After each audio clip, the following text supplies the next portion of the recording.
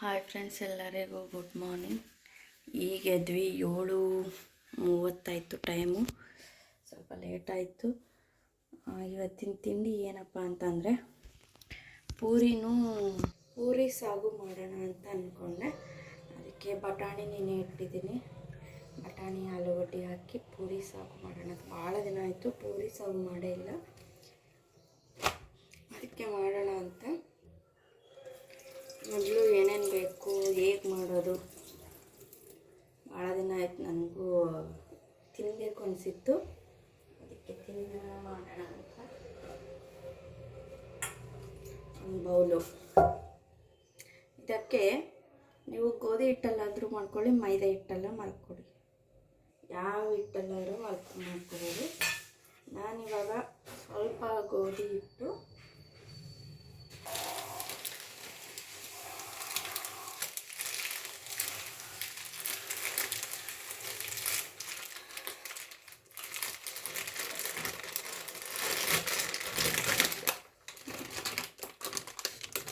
ಇದು ಮೈದಾ. ನಾನು ಸ್ವಲ್ಪ ಮೈದಾ ಹಾಕ್ಕೊತಾ ಇದ್ದೀನಿ. ಅಂದಾಜು ಒಂದು 10-15 ಪೂರಿ ಆಗುವಷ್ಟು ಸ್ವಲ್ಪ ಮೈದಾ ಹಾಕ್ಕೊತಾ ಇದ್ದೀನಿ. ಅಂದರೆ ಇದಕ್ಕೆ ನಾನು 3 ಹಿಟ್ಟಿಂದು ಹಾಕ್ಕೊತಾ ಇದ್ದೀನಿ. ಒಂದು ಬೌಲಲ್ಲಿ ಒಂದಿಷ್ಟು ತೋರಿಸ್ತೀನಿ. ಇದಕ್ಕೆ ಮತ್ತೆ ಚಿರೋಟಿ ರವೆ ಹಾಕಿ ಮಾಡಿದರೆ ಚೆನ್ನಾಗಿರುತ್ತೆ. ತಿನ್ನೋಕ್ಕೆ ಬಾಯಿಗೆ ಹೋಳಿಗೆ ಥರ ಟೇಸ್ಟ್ ಕೊಡುತ್ತಿದ್ದು. ಅದಕ್ಕೆ ಚಿರೋಟಿ ರವೆ ಸ್ವಲ್ಪ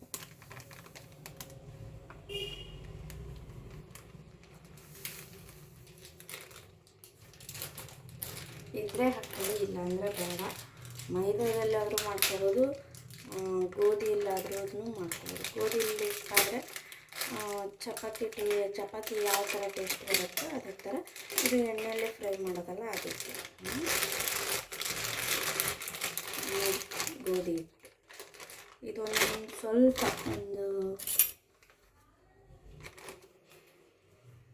ಇದರಿಂದ 2 ಸ್ಪೂನು ಬರ್ಬೋದು.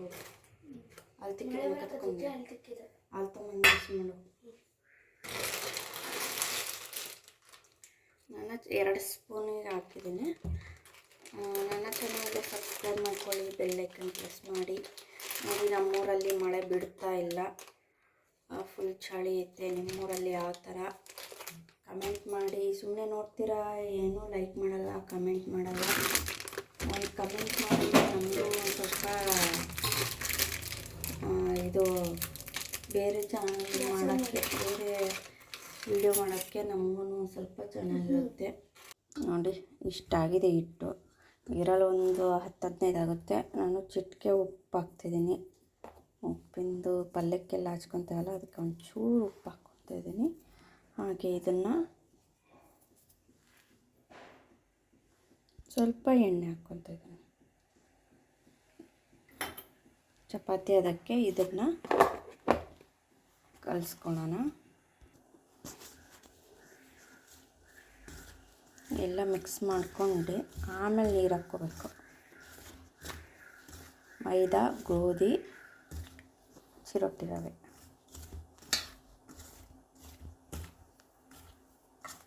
ಎಣ್ಣೆ ಎಲ್ಲ ಮಿಕ್ಸ್ ಆಗಬೇಕು. ಎಣ್ಣೆ, ಉಪ್ಪು ಎಲ್ಲ. ಆಮೇಲೆ ನೀರು ಹಾಕ್ಕೊಂಡು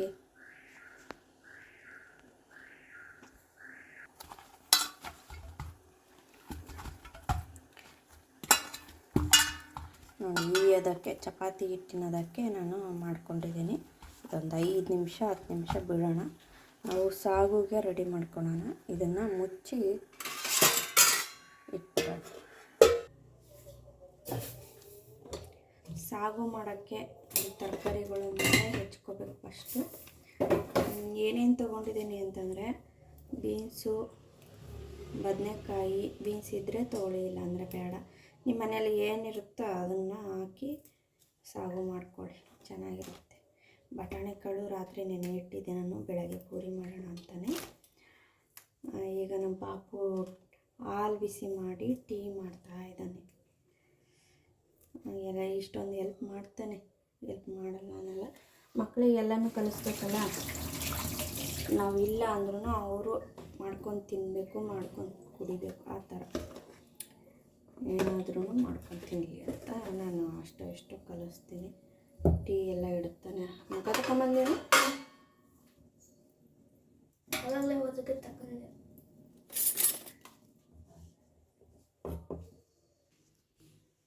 ನೋಡಿ, ಸಾಗುಗೆ ನಾನು ಇಷ್ಟೆಲ್ಲ ಪ್ರಿಪೇರ್ ಮಾಡ್ಕೊಂಡಿದ್ದೀನಿ. ಸ್ವಲ್ಪ ಬೀನ್ಸು, ಟೊಮೊಟೊ, ಈರುಳ್ಳಿ, ಒಂದೆರಡು ಹಸಿಮೆಣ್ಸಿನ್ಕಾಯಿ, ಇದರಲ್ಲಿ ಒಂದು ಬದನೆಕಾಯಿ, ಒಂದು ಆಲೂಗಡ್ಡೆ, ಹಾಗೆ ನೆನೆಸಿಟ್ಟಿರೋಂಥ ಬಟಾಣಿ, ಇದು ಹಸಿ ಶುಂಠಿ, ಬೆಳ್ಳುಳ್ಳಿ, ಚಕ್ಕೆ, ಲವಂಗ ಕುಟ್ಕೊಂಡಿರೋಂಥ. ಈ ಥರ ಕುಟ್ಟಿಟ್ಕೊಂಡ್ರೆ ಚೆನ್ನಾಗಿರುತ್ತೆ.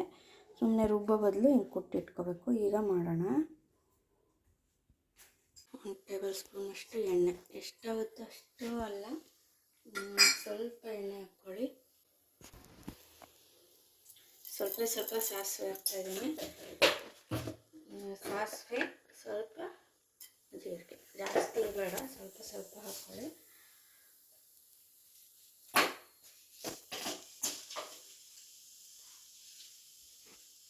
ಆಮೇಲೆ ಫಸ್ಟು ಹಸಿಮೆಣ್ಸಿನ್ಕಾಯಿ ಹಾಕ್ತಾಯಿದ್ದೀನಿ.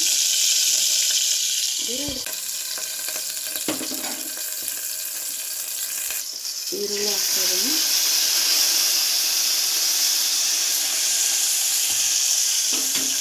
ಈರುಳ್ಳಿ, ಹಸಿಮೆಣ್ಸಿನ್ಕಾಯಿ ಫ್ರೈ ಆಗುತ್ತೆ.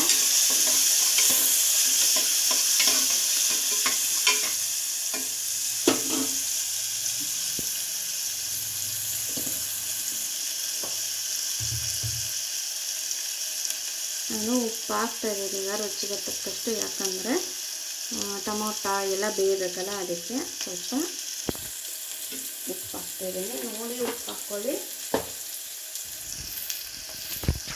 ಆಮೇಲೆ ನಾನು ಟೊಮೊಟೊ ಹಾಕ್ತಾಯಿದ್ದೀನಿ, ಬೀನ್ಸು ಹಾಕ್ತಾಯಿದ್ದೀನಿ,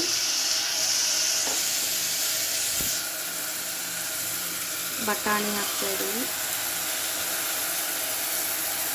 ಆಲೂಗಡ್ಡೆ, ಬದನೆಕಾಯಿ ಅದು ಹಾಕ್ತಾಯಿದ್ದೀನಿ, ರುಬ್ಕೊಂಡಿರೋದು ಹಾಕ್ತಾಯಿದ್ದೀನಿ,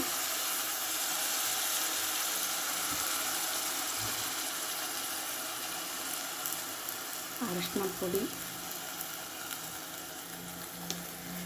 ಮನೆಯಲ್ಲಿ ಗರಂ ಮಸಾಲ ಇದ್ದರೆ ಗರಂ ಮಸಾಲ ಹಾಕ್ಕೊಳ್ಳಿ. ನಾನು ಗರಂ ಮಸಾಲ ಇತ್ತು ಹಾಕ್ತಾಯಿದ್ದೀನಿ, ಟೇಸ್ಟ್ ಬರುತ್ತೆ. ಧನಿಯಾ ಪೌಡ್ರು ಇದ್ದರೆ ಹಾಕ್ಕೊಳ್ಳಿ, ಇಲ್ಲ ಅಂದರೆ ಹಂಗೆ ಮಾಡಿಕೊಂಡ್ರೂ ಬರುತ್ತೆ, ಚೆನ್ನಾಗಿರುತ್ತೆ. ಈಗ ಎಲ್ಲ ಮಿಕ್ಸ್ ಮಾಡ್ಕೋಬೇಕು.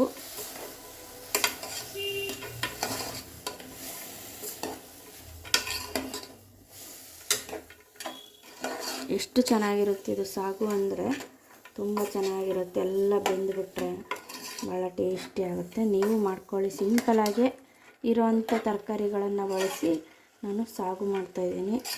ಇದಕ್ಕೆ ನೀರು ತಕ್ಕಷ್ಟು ನೀರು ಹಾಕ್ಕೊಳ್ಳಿ. ಎಷ್ಟು ಬೇಕೋ ಅಷ್ಟು ಹಾಕ್ಕೋಬೋದು. ಸಾಗು ಅಂದರೆ ಇನ್ನು ಸ್ವಲ್ಪ ನೀರೇ ಇರಬೇಕು. ಅದಕ್ಕೆ ನೀರು ಎಷ್ಟು ಬೇಕು ನೋಡಿ, ಬೇಯೋ ಅಷ್ಟು ನೀರು ಹಾಕ್ಕೊಳ್ಳಿ. ಉಪ್ಪು, ಖಾರ ಎಲ್ಲ ಹಾಕಿ ಮಿಕ್ಸ್ ಮಾಡೈತೆ. ಇದನ್ನು ಚೆನ್ನಾಗಿ ಬೇಯಿಸ್ಬೇಕು. ಒಂದು 2-3 ವಿಸಲ್ ಆದಮೇಲೆ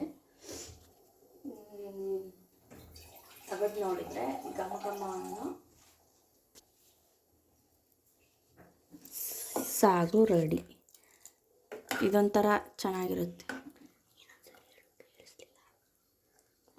ನಿಮಗೆ ಎಷ್ಟು ಬೇಕೋ ಅಷ್ಟು ನೀರು ಮಾಡ್ಕೋಬೋದು. ನೋಡಿ ಇಷ್ಟು ನೀರಿದೆ. ಇದು ಬೆಲ್ಲ ಬೆಂದುಬಿಟ್ರೆ ಎಲ್ಲ ಪಚಡಿ ಥರ ಆಗುತ್ತಲ್ಲ, ಚೆನ್ನಾಗಿರುತ್ತೆ. ನೀರು ಹಾಕ್ಕೊಂಡು ಅದನ್ನು ಬೇಯೋಕ್ಕೆ ಬಿಡಬೇಕು. ಒಂದು 2-3 ರೌಂಡು ವಿಸಲ್ ಹೊಡೆಯೋಕ್ಕೆ ಬಿಟ್ಬಿಡೋಣ.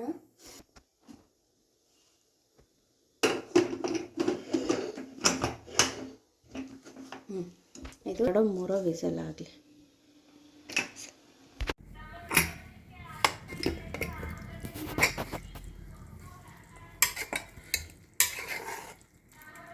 ಚಾಲು ನೋಡಿ, ಎಷ್ಟು ಚೆನ್ನಾಗಿ ಬೆಂದೋಗಿದೆ.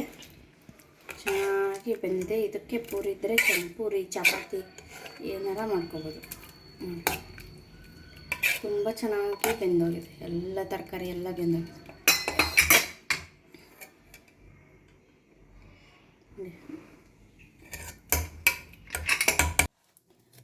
ಎಷ್ಟು ಮಿದುವಾಗಿ ಚೆನ್ನಾಗಿ ಬೆಂದೋಗಿದೆ. ಇದನ್ನು ಉದ್ದಕ್ಕೆ ನಿಮ್ಗೆ ಎಷ್ಟು ದಪ್ಪ ಉದ್ದ ಅಳತೆ ನೋಡಿ ಕಟ್ ಮಾಡ್ಕೊಂಡು ಇಷ್ಟು ಸಾಕು. ಚಿಕ್ಕದು ಮಾಡೋಣ ಅಂತ ನಾನು ಪೂರಿನ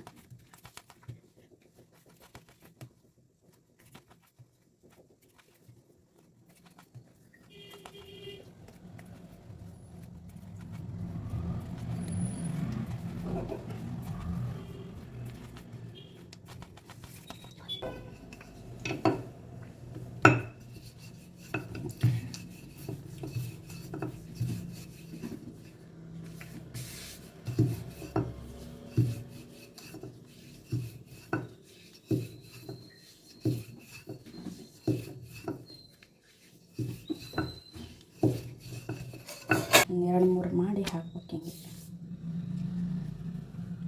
ಬಿಸಿ ಬಿಸಿ ಹಾಕ್ಬೇಡ ನೋಡಿ. ಇಷ್ಟು ಮಾಡಿಟ್ಟೆ. ಈಗ ಮಾಡಿಟ್ಟು ನೋಡಿ ಎಣ್ಣೆ ಕಾದಿದೆ.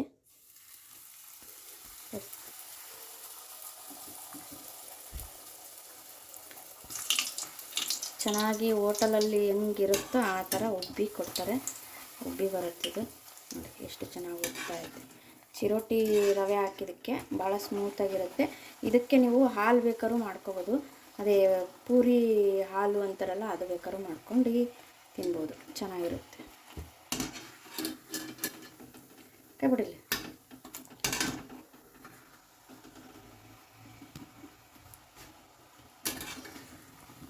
ಸ್ಮೂತಾಗಿರುತ್ತೆ, ಗರಿ ಗರಿಯಾಗಿ ಸಾಗು ಜೊತೆ ತಿಂತಾ ಇದ್ದರೆ ಚೆನ್ನಾಗಿ ಬರುತ್ತೆ ನೋಡಿ. ಇಷ್ಟು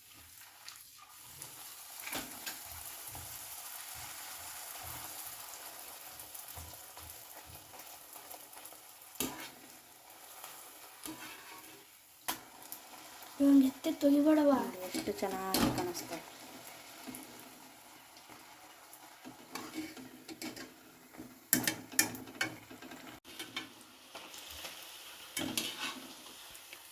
ನೋಡಿ ಉಬ್ಬಿ ಎಷ್ಟು ಚೆನ್ನಾಗಿ ಉಬ್ಬಿ ಬರ್ತದೆ.